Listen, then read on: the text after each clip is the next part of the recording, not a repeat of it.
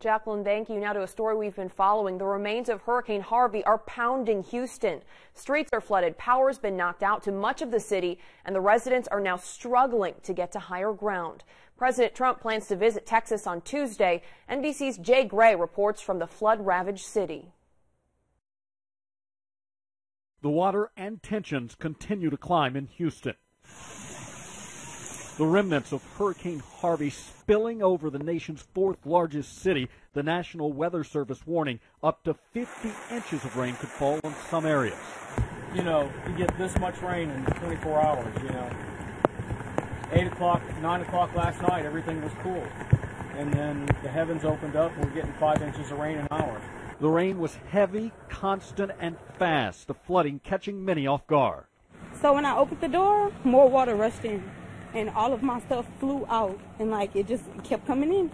So I shut the door back, and I was like, I got to get out. Search and rescue missions are underway, but first responders are struggling to keep up with all the calls for help. The system, there are a lot of people who are calling, but let me ask, let's give preference to the life-threatening calls, okay? Everything from helicopters to boats to flatbed trucks have been deployed to deliver victims to higher ground. And we prayed a lot, and we just praised God, and we were rescued, so we're very thankful. Residents who need help have been told to avoid attics. Rescuers are worried people may be trapped inside. It's pretty bad back there. We need some chainsaws and some axes so we can get people out of their houses. We got the fire, as you can tell down here. The police are down there with their boats, but they're requesting that we get some axes and some chainsaws. It is a desperate race now against the water, trying to get thousands of people to safety here. Jay Gray, NBC News, Houston.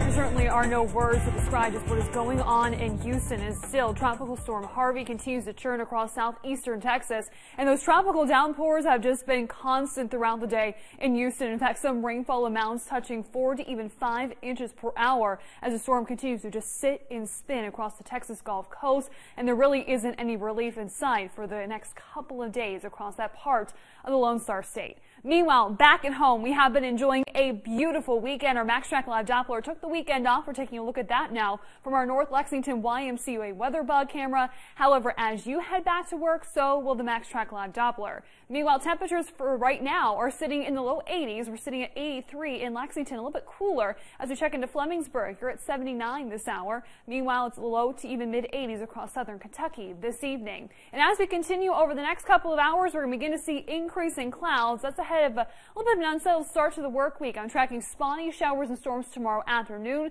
Coverage becomes a little bit more scattered into Tuesday. Meanwhile, the rest of the work week is going to feature this early fall preview with slightly below average temperatures. Also coming from your full storm tracker forecast, all the latest on Tropical Storm Harvey in just a few minutes. Jill, thank you. Community members plan on gathering to remember a 6-year-old boy who police say drowned in a neighborhood pool yesterday evening. LEX 18's Carolina Buchek is live at the Pinnacle Pool on South Point Drive with more on the vigil.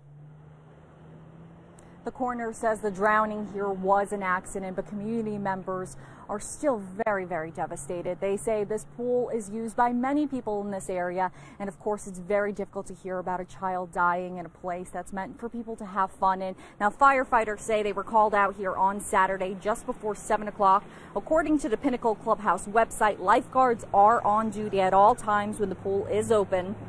Police say something happened to cause 6-year-old Michael Stewart to drown. Now, some neighbors are planning on holding a short vigil to remember the boy.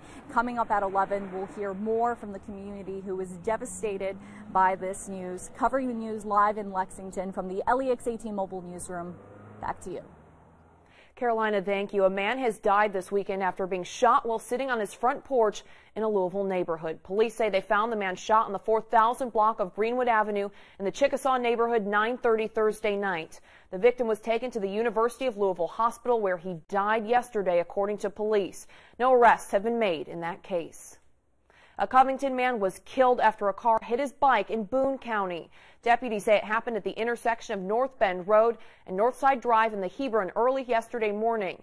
Investigators say a vehicle rear-ended the 48-year-old man on his bike, but did not stop to report the crash. His name has not been released. Anyone with information on this fatal hit and run is asked to contact deputies. Today marks a somber anniversary for many in the region. It's been 11 years since the tragic crash of Comair Flight 5191. LEX 18's Bonnie Campo joins us from the memorial site over at UK's Arboretum with this story.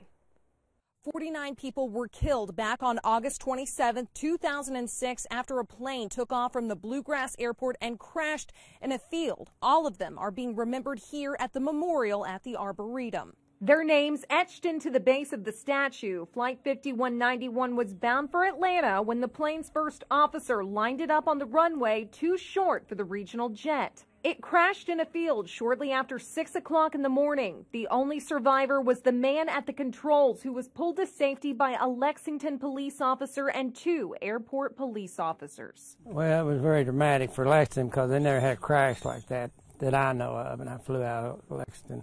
And I was general aviation, and I flew out there off and on 20 years. And yeah, it's a tragic situation, but this is a good way to memorialize people. And while no formal ceremony was held here today at the Arboretum, staff say that the lives of those that were lost in this plane crash will be remembered and honored for years to come. Covering the news in Lexington from the LEX 18 Mobile Newsroom, back to you. Bonnie, thank you. Hundreds of people turned out for an annual event that helps to fight and raise awareness of addiction. The 5th annual Cookout for Hope Center clients is going on as we speak at the Hope Center's Recovery Center on Loudon Avenue. All of the food for the event is donated and the entertainers are volunteers. Organizers of the event and clients who've benefited from the Hope Center's resources say the picnic-style cookout is meant to show people in recovery you don't need drugs and alcohol to have a great time. We just want people to connect, and hopefully we can build a bridge so they can build a bridge one plank at a time. Being together and something like this and celebrating the summer and something new way of life, just show them that they can have fun without alcohol and drugs.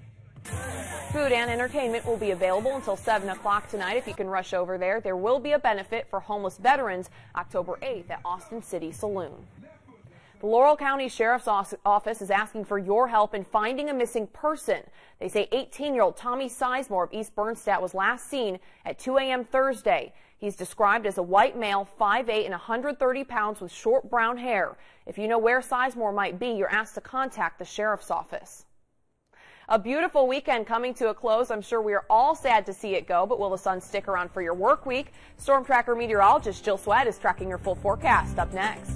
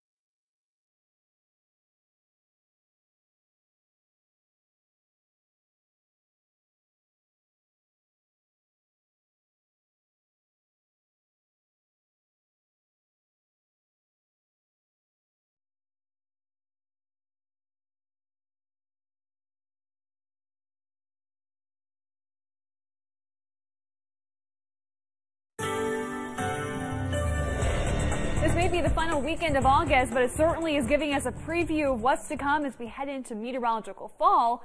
On Friday, high temperatures today were a tad milder than yesterday as we all settled into the low to even mid-80s this afternoon. In fact, 84 the high today in Lexington, coming up just 1 degree shy of our average high for this date. Meanwhile, as we look across northeastern Kentucky, northeastern Kentucky, I should say, low 80s there. Also more of those low 80s sprinkled into Richmond, even into Monticello as well. 84 was your high today in London. Now, speaking of meteorological fall, as a reminder, there are 3 different ways that we can define the 4 seasons that we see throughout the course of the year. Meteorological seasons are based on the average temperature. So meteorological fall will begin with the new month of September on Friday and run through the end of November. Meanwhile, astronomical fall, or the autumnal equinox, will not arrive until September 22nd, and that's going to officially occur just after 4 p.m. that day. Meanwhile, solar fall, which is defined by the amount of solar radiation that we get, actually started back in early August, which is a sign that autumn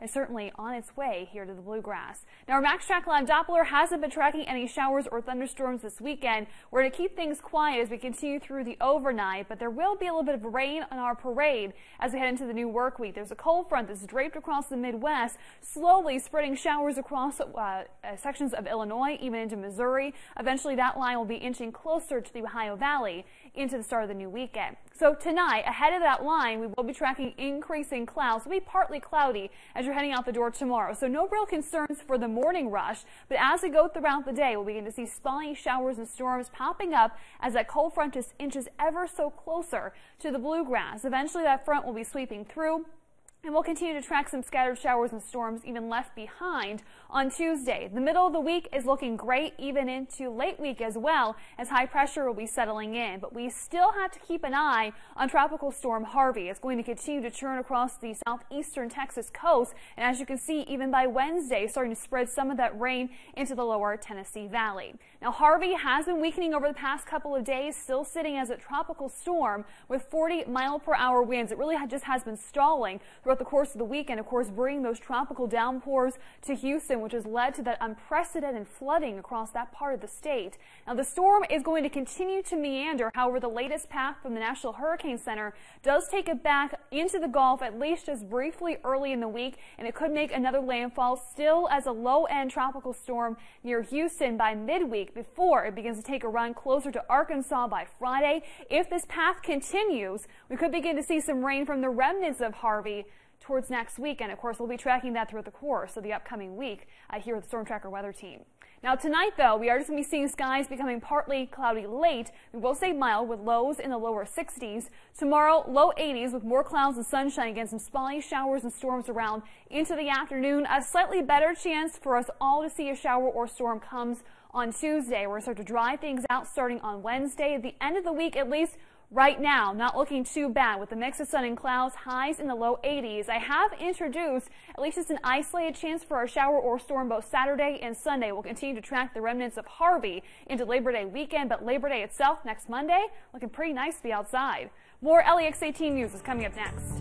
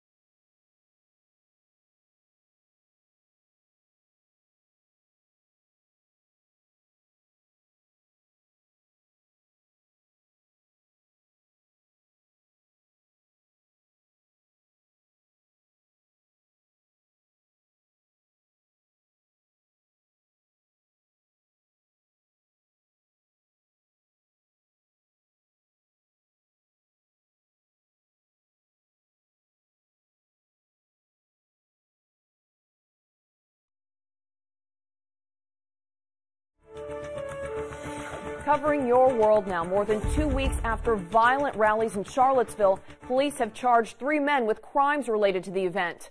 52-year-old Richard Wilson was arrested last week, charged with discharging a firearm during the rally. On Friday night, the man you see on your screen right there, 18-year-old Daniel Borden, was arrested and charged with malicious wounding. 33-year-old Alex Ramos is also charged with malicious wounding, but he's not yet in custody. Police say 2 of the 3 men are connected to an aggravated assault which happened during the rally on August 12th. A second tropical storm in a week swept into southern China today, lashing Hong Kong with heavy rain and strong winds as the region reels from the strongest typhoon in decades, which left at least 22 dead. Ferry operators stopped services and airlines delayed or canceled some flights. The storm is expected to move farther inland and gradually weaken later today. Several thousand asylum seekers, other migrants, and supporters marched through Rome. They protested the Italian police's recent evictions of migrant camps. On Thursday, police used water cannons to clear out 100 asylum seekers from a Rome square. Human rights advocates and the UN Refugee Agency protested that the evictions were conducted without warning. And in other news, Whole Foods may not be known as Whole Paycheck anymore. So good news, I might be able to shop there. The upscale grocery chain will start slashing some prices tomorrow. Amazon says that's when its takeover of Whole Foods will be completed. According to Amazon, the first order of business will be to lower the price tags on some staples. Organic avocados, apples, salmon, brown eggs, and other items will be marked down. Amazon Prime members will also be able to cash in on some special in-store deals. Amazon plans to start selling some Whole Foods products on its website as well. Of the nation's top recruits making his college decision today, will Blue Smith be playing football at Kentucky? Dorian Kraft has the answer coming up in LEX 18 Sports.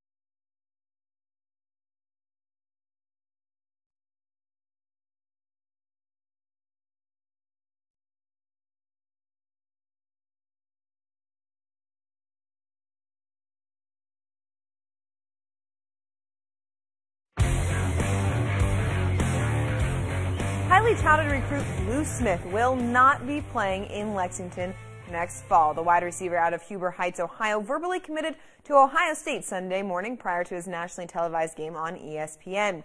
The 6'5", 198-pound Smith is considered the 4th best prospect in the state and the number 119 prospect overall in the class of 2018. He picked Ohio State over finalists Cincinnati and, of course, Kentucky. Well, the addition of Blue Smith certainly would have been great for the UK receiving corps, but Kentucky feeling good about the players that they have there right now. The loss of Dorian Baker provides the rest of the receivers an opportunity to step up and grow. And that doesn't just apply to the freshmen. Garrett Johnson has taken huge strides over the summer, and Lamar Thomas says that he's ready to step up in Baker's absence. He understands he has to step up in the leadership role, losing a guy like Dorian, and I think he's okay with that. You know, I really believe he's okay with that this year. Last year I would have said no.